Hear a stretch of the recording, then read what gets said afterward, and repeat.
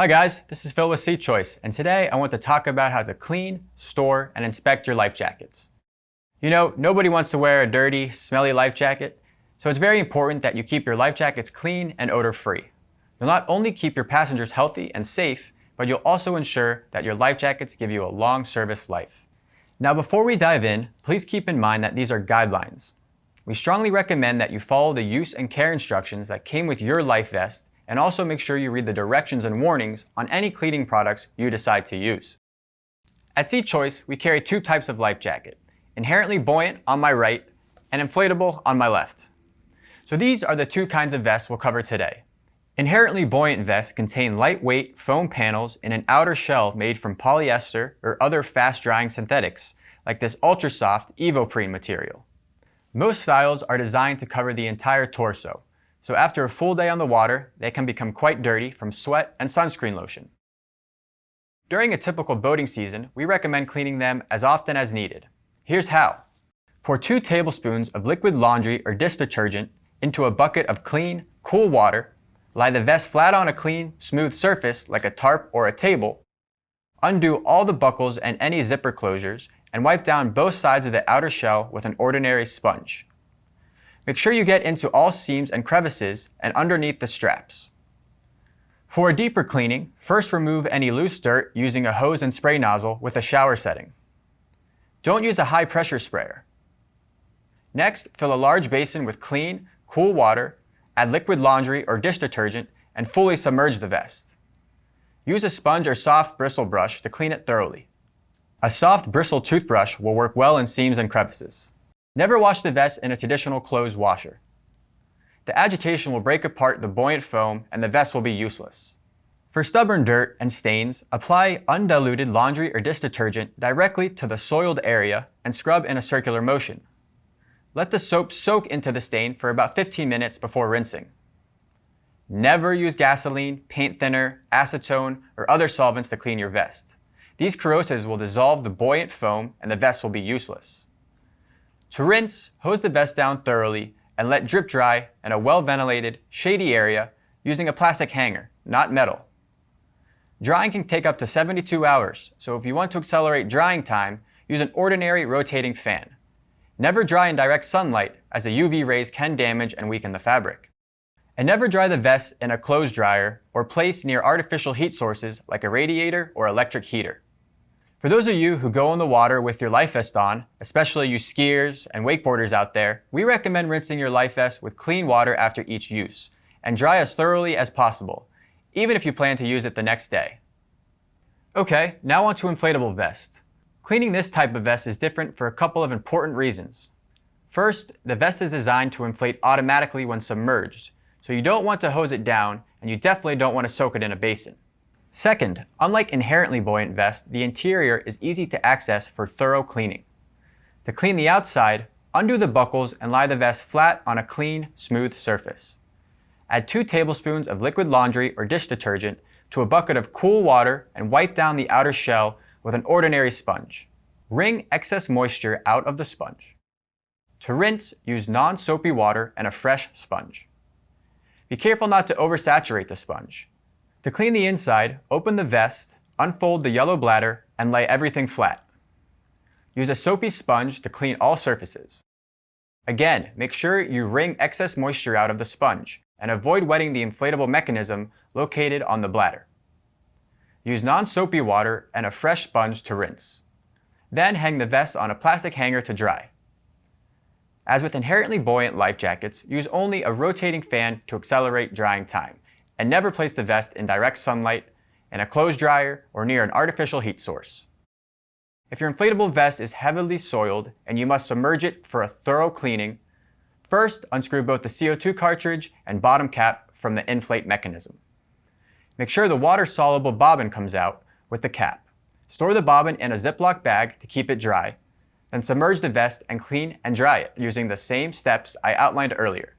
When the vest is completely dry, follow the manufacturer's guidelines to reinstall the bobbin, bottom cap, and CO2 cartridge. Fold up the bladder and close the vest. Now here in Florida, we have great boating weather year-round. But if you live in a colder climate and need to stow your life jackets for an extended period of time, here's how. First, Never store your life jackets when dirty or wet. Always clean them and make sure they are completely dry before storing. When dry, we recommend putting them neatly into an appropriate storage container like this Seachoice gear bag, which holds about 4 adult-sized life jackets. Stack the jackets neatly in the bag. Do not fold them or try to stuff too many of them in. And finally, keep the bag in a cool, dry, well-ventilated area. Never store them in a place exposed to extreme temperatures, moisture, or possible fuel and solvent spills. Never place heavy objects on your life jackets during storage.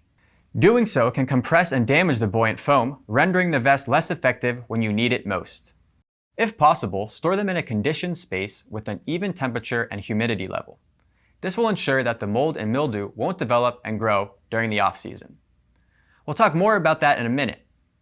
Okay, winter is over and boating season is about to start, which means it's time to thoroughly check all your boating gear, and your life jackets are no exception. If you live in a warmer climate and like to go boating throughout the year, then we recommend that you inspect your life jackets at least once per year. Now, if you're taking your life jackets out of storage, the big thing to look out for is mold and mildew. Your nose should tell you if mold and mildew are present, and you should also see the telltale black spots. If you do encounter mold, first use a dry, soft bristle brush to brush off the mold spores. Do this when the life jacket is dry. Then clean it with the liquid detergent and water solution as outlined earlier. If that doesn't work, there are a few other things you can try, such as chlorine-free oxygenated bleach, otherwise known as hydrogen peroxide or white vinegar. There's plenty of information online about how to mix these cleaners with water, depending on the amount of mold and type of fabric. So we encourage you to do your own research and decide what's best for you.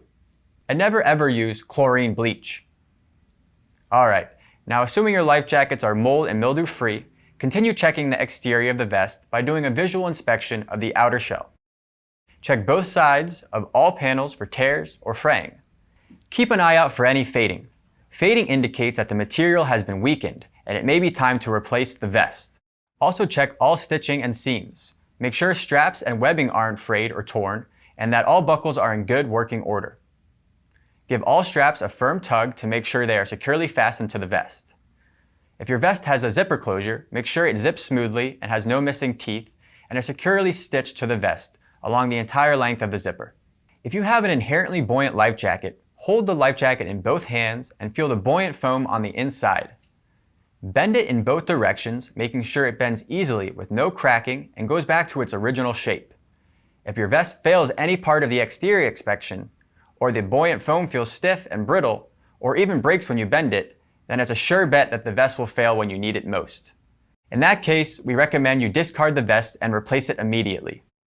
To discard, cut it up into pieces, then throw it away. Doing this will make sure no one makes the mistake of finding it and using it. If you have an inflatable vest, you can follow the same steps for inspecting the exterior.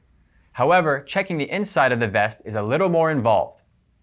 First, open the vest, then unfold the bladder and lay it flat. Inspect the welded seams for any tears or separation. A good seam will have uniform color. Give the bladder a firm tug, making sure it's securely attached to the inside of the outer shell. Check to see if any reflective tape strips are missing or separating from the bladder. Next, locate the manual inflate tube and blow into it until the bladder is fully inflated. Submerge the opening of the tube into a glass of water and check for air bubbles. If air bubbles are present, then the tube has a leaky valve and the entire vest must be replaced immediately. If the valve is good, then leave the vest inflated overnight. If it's still fully inflated in the morning, then the bladder is good also. Next, locate the automatic inflate mechanism and make sure all indicators are green. Then unscrew the CO2 cartridge and check it for corrosion. Inspect the nozzle for any punctures. If any are found, replace the cartridge immediately. Also, check the expiration date on the cartridge. If it's out of date, replace it.